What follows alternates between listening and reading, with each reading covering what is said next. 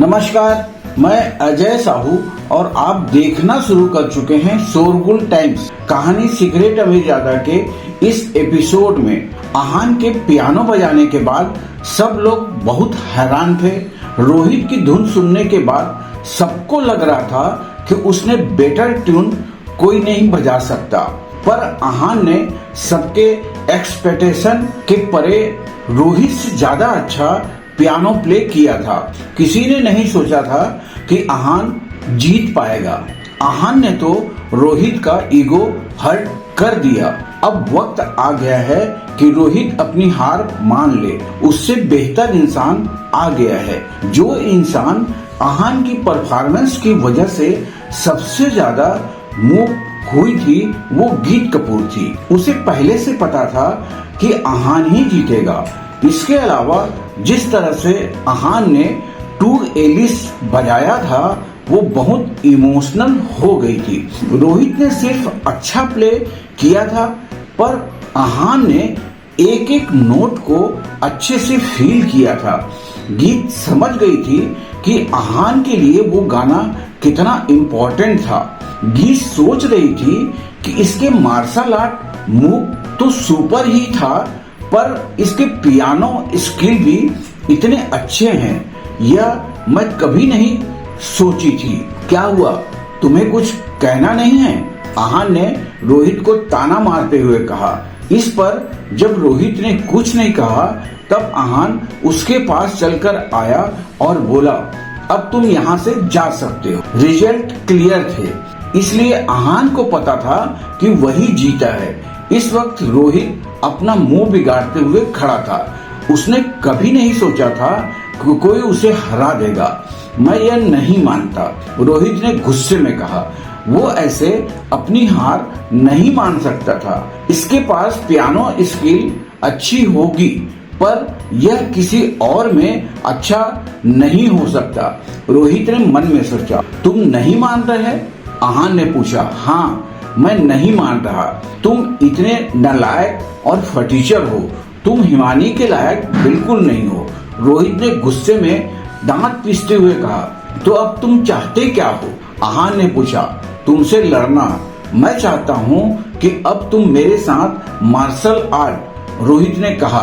इससे पहले वो अपनी बात पूरी कर पाता, राशि बोलने लगी। रोहित, तुम पागल हो गए हो क्या? इतनी बदनामी के बाद भी तुम यह बात बोल रहे हो? शर्म आनी चाहिए तुम्हें। राशि ने बहुत सारे लड़कों को देखा था, पर उसने रोहित जैसा बेशर्म आदमी कभी नहीं देखा था। वो हिमानी से रिजेक्ट होने के बाद भी उसे अपने साथ करने की कोशिश कर रहा था। इसके अलावा आहान से हारने के बाद भी मानने के लिए तैयार नहीं था। शट अप राशि, इससे तुम्हारा कोई लेना देना नहीं है, इसलिए चुप रहो, रोहित ने राशि को डांटते हुए कहा। वो जानता था कि ऐसा करके वो अपनी इमेज खराब कर रहा था, पर इस वक्त वो किसी घायल शेर से कम नहीं था। अगर इस वक्त उसने कुछ नहीं किया तो वो कॉलेज में किसी को मुंह दिखाने लायक नहीं रहेगा। इसके बाद रोहित ने आहान को देखा और कहा, अगर तुम में हिम्मत है तो आओ मुझसे लड़ो। बहुत हिम्मत है ना तुम में? तो सुनो, अगर तुमने मुझे मार्शल आर्ट फाइट में हरा दिया तो मैं हिमानी के सामने कभी नहीं आऊंगा। उसे देखते ही रास्ता बदल दूंगा। रोहित के पास कम बैक का बस यही एक ऑप्शन था। अगर उसने आहान को मार्शल आर्ट में हरा दिया तभी उसे चैन मिलेगा। तुम्हें हाथ लगाकर मुझे अपने हाथ खराब नहीं करने, आहान ने सहजता से कहा। यह बात सुनकर रोहित के दिल में आग लग गई। उसे बहुत गुस्सा आ रहा था। बकवास, सब बकवास, सीधा बोलो ना, तुम डर गए हो, रोहित ने कहा। हाँ ठीक है, मैं डर गया, आहान ने कहा। इतने ड्रामे के बाद उसका और ड्रामा हैंडल करने की हिम्मत नहीं थी। वो जानता था कि रोहित उससे नहीं जीत पाएगा और फिर कोई नया बखेड़ा खड़ा करेगा। इतना बोलने के बाद आहान पीछे मुड़ा और अपने हाथ पीछे करके स्टेज से जाने लगा। अपने आप के साथ ऐसा होता देख रोहित को बहुत गुस्सा आ रहा था। रोहित, नीचे आ जाओ, तुम हार चुके हो।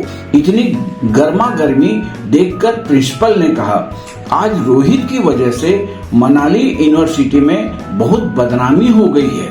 इस बात से प्रिंसिपल बहुत खुश नहीं था। रोहित पहले ही हार चुका था, अब अपनी बात से भी मुकर रहा था। प्रिंसिपल नहीं चाहता था कि लोग यह सोचे कि स्टूडेंट अपनी बात से मुकर जाते हैं। प्रिंसिपल की यह बात सुनकर रोहित चुपचाप नीचे आ गया। वो जानता था कि प्रिंसिपल ने उसे ऐसा करने के लिए क्यों कहा था, पर तभी रोहित ने कुछ ऐसा किया जिससे सब हैरान हो गए। रोहित ने आहान पर अटैक करने की कोशिश की। उसने अपने हाथ से पियानो वाला चेयर उठाया और आहान के सिर के पीछे मारने की कोशिश की। उसका अटैक इतना तेज था कि आहान का सिर फट जाना चाहिए। रोहित के इस मूव की वजह से वहाँ बहुत सारे लोग डर गए थे। बहुत सारी लड़कियों के मुंह से चीख निकल गई। हिमानी और राशि जो रोहित के पास ही खड़ी थी, वो घबरा गई। राशि आहान को बताना चाहती थी, पर सब कुछ इतना अचानक हुआ कि उन्हें कुछ समझ नहीं आया। वही हिमानी कुछ कदम आगे आकर आहान को पकड़ना चाहती थी, पर ऐसा होना पॉसिबल नहीं था। हिमानी को आहान की तरफ आता देख रोहित को और गुस्सा आ गया। उसने अपनी स्पीड और ताकत कम करने की जगह बढ़ा दी। तुम्हें उनकी मदद करनी है तो तुम भुगतो, रोहित ने मन में सोचा। जब उसने देखा कि रोहित हिमानी पर अटैक करने वाला है, तब सब डर गए। कुछ लोगों ने अपनी आंखें बंद कर ली, क्योंकि वो हिमानी को चोट लगते हुए नहीं देख सकते थे। हिमानी आहान को जैसे ही पता चला कि हिमानी के साथ कुछ होने वाला है, उसने पीछे मुड़कर देखा। हिमानी का चेहरा उसके बिल्कुल पास था। उसने अपना हाथ आगे बढ़ाया और हिमानी को अपने तरफ खींच लिया। इससे हिमानी उसकी बाहों में आ गई थी। दूसरे हाथ से आहान ने रोहित की तरफ पंच किया। इससे चेयर पहले ही टूट गई थी और फिर रोहित को आहान का पंच गया। चेयर के हजारों टुकड़े हो गए थे और रोहित को भी बहुत तेज चोट लगी थी। उसके नाक से खून बहने लगा और उसका सिर घूमने लगा। रोहित अपने आप को बिल्कुल संभाल नहीं पा रहा था और कुछ कदम पीछे जाकर गिर गया। रोहित को ऐसे अनकंट्रोलेबल देखकर सब हैरान हो गए। रोहित कॉलेज के ताइक्वांडो एसोसिएशन का हिस्सा था और उसके स्किल भी अच्छे थे। फिर भी आहान का एक पंच वो संभाल नहीं पाया था। आहान में ऐसी कौन सी ताकत थी?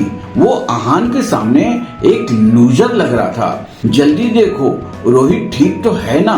प्रिंसिपल ने कहा। आहान ने जो कुछ भी किया वो बहुत फास्ट हुआ। किसी को कुछ भी रिएक्ट करने का मौका नहीं मिला था। रोहित की वजह से भले ही यूनिवर्सिटी की बहुत बदनामी हुई थी, पर यह बात से कोई अनजान नहीं था कि वो विजय जैन का बेटा था। रोहित को दर्द में देखकर प्रिंसिपल पैनिक करने लगा। तभी कुछ टीचर स्टेज पर गए और रोहित को चेक करने लगे। घबराने वाली कोई बात नहीं है, ये बस बेहोश हुआ है, एक टीचर ने कहा। ये सुनकर प्रिंसिपल ने चैन की सांस ली। फिर उसने आहान की तरफ देखा और जोर से सिक्योरिटी गार्ड पर चिल्लाया, खड़े हुए मेरी शक्ल क्या देख रहे हो? तुम्हारे होते हुए यहाँ यह सब कैसे हो गया? प्रिंसिपल की यह बात सुनकर सब बहुत डर गए थे। प्रिंसिपल बहुत गुस्से में था। वो जानता था कि विजय जैन कौन था। अगर उसे पता चल जाता कि उसके बेटे के साथ यूनिवर्सिटी में क्या हुआ तो वो किसी को नहीं छोड़ता। सब समझ गए थे कि प्रिंसिपल आहान के लिए प्रॉब्लम क्रिएट करना चाहता था। वो सिक्योरिटी गार्ड को बहुत बुरी तरह से डांट रहा था। अब जल्दी से पुलिस को कॉल करो और उन्हें यहाँ बुलाओ, प्रिंसिपल ने लास्ट में कहा।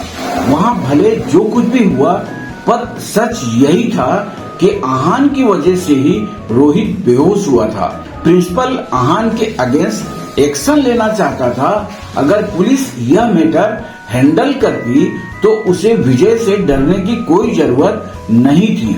इतने में ही कुछ सिक्योरिटी गार्ड फोन करने के लिए तैयार हुए। अगर मैं गलत नहीं हूँ तो आहान ने जो भी किया है रोहित के उकसाने की वजह से किया है। यह बस सिर्फ एक एक्शन का रिएक्शन है, गीत ने कहा और प्रिंसिपल को देखने लगी। गीत के आंखें देखकर प्रिंसिपल के माथे पर पसीना आ गया। उसे समझ आ गया था कि गीत आहान के तरफ थी।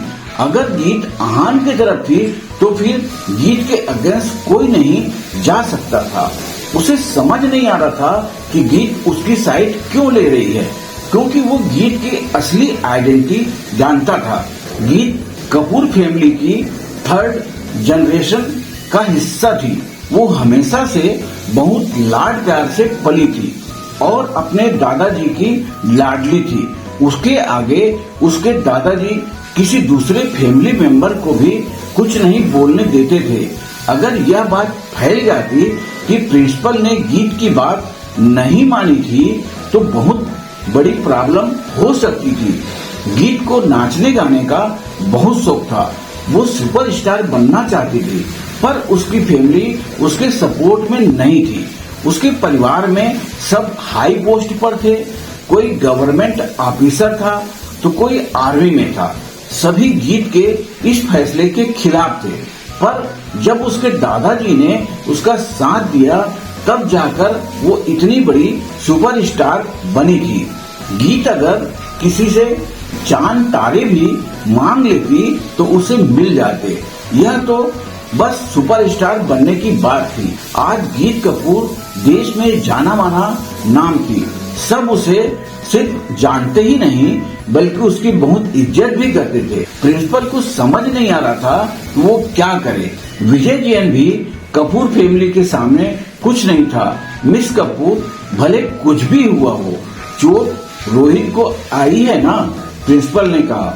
वो दोनों तरफ से फंसना नहीं चाहता था, मैं जानती हूँ, पर गलती रोहित की है।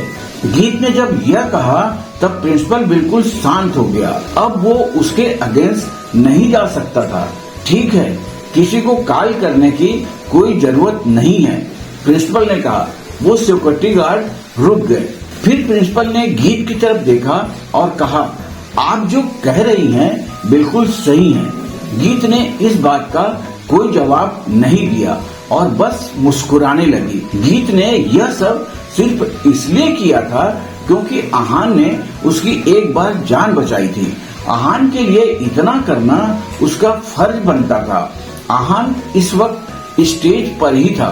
हिमानी अभी भी उसकी बाहों में थी। उसने हिमानी को खुद से दूर किया और नीचे आ गया। सब लोग आहान को देख रहे थे। उसकी परफॉर्मेंस से सब बहुत खुश थे। आहान को समझ नहीं आ रहा था कि वो क्या करे, इसलिए वो बस मुस्कुराने लगा। आहान राशि के साथ बैक स्टेज में चला गया। सब बहुत खुश थे। सबने आज लिटिल प्रिंस को पियानो प्ले करते हुए सुना था। आहान का वीडियो बहुत जल्दी वायरल हो गया था। सबको यकीन था कि वही लिटिल प्रिंस पियानो है। आहान, तुम वही हो ना जिसका वीडियो कुछ दिन पहले वायरल हुआ था? राशि ने पूछा। तुम क्या कह रही हो, मैं नहीं जानता। आहान ने बात टालने की कोशिश की। मैं कह रही हूँ कि तुम लिटिल प्रिंस पियानो हो, राशि ने कहा। नहीं, मैं यह नहीं हूँ जो तुम कह रही हो, आहान ने कहा। आहान की ना सुनकर राशि को विश्वास हो गया था कि आहान ही लिटिल प्रिंस पियानो है। सिर्फ इतना ही नहीं, उसे यह भी लग रहा था कि आहान का कोई दोस्त नहीं था जिसने उसे गिफ्ट दिए थे, बल्कि वो आहान खुद ही था। रोहित की पियानो परफॉर्मेंस और इतने बड़े कांड के बाद एक वायलिन का सोलो परफॉर्मेंस हुआ। अब बारी थी आज के प्रोग्राम के 3rd फिनाले की।